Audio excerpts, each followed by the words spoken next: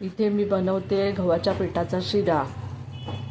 1 वाटी गव्हाचं पीठ मी घेतलं आणि त्यामध्ये म्हणजे जाड बुडाची कढई घेतली, त्यामध्ये ते 1 वाटी गव्हाचं पीठ ओतलं आणि त्यात पूर्ण म्हणजे पीठ बुडेल इतकं तूप टाकलं। पीठ पूर्ण बुडलं पाहिजे एवढं तूप टाकायचं आणि अशा प्रकारे ते हलवत राहायचं। इथे गरम पाणी करत ठेवलं आहे, आता मी दाखवते झाला की।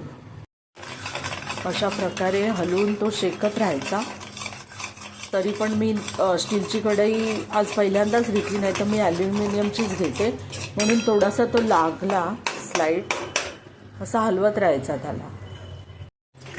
आता हे मिश्रण होत आलं आहे, बस लाईट मी आता याला भाजणार, झालंच आहे जवळजवळ। आता ह्याच्यामध्ये मी पाणी ओतणार आणि मग ड्रायफ्रूट वगैरे सजवणार।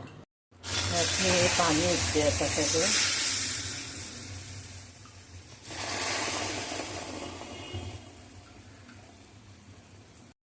पाणी ओतून अशा प्रकारे हलवून घ्यायचं। मला गूळ घालायचं असेल तर गूळ घालू शकता, साखर घालायची असेल तर साखर बेताची घालायची। मी ही साखर घातली आहे।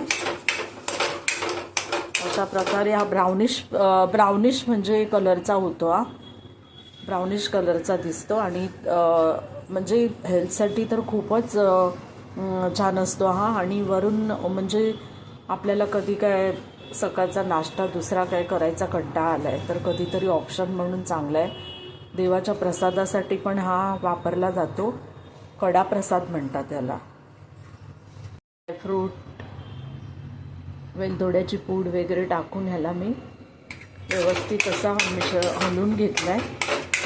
मोस्ट ऑफ हा गुरुद्वारा वगैरे जिथे सरदार लोकांचे गुरुद्वारा असतात तिथे कडा प्रसाद म्हणून हा चढवला जातो आणि हा खाण्यासाठी खूप हेल्दी असतो। सकाळी म्हणजे नाश्त्यासाठी ऑप्शन म्हणून कधी कधी ठीक आहे, खाऊ शकतो आपण।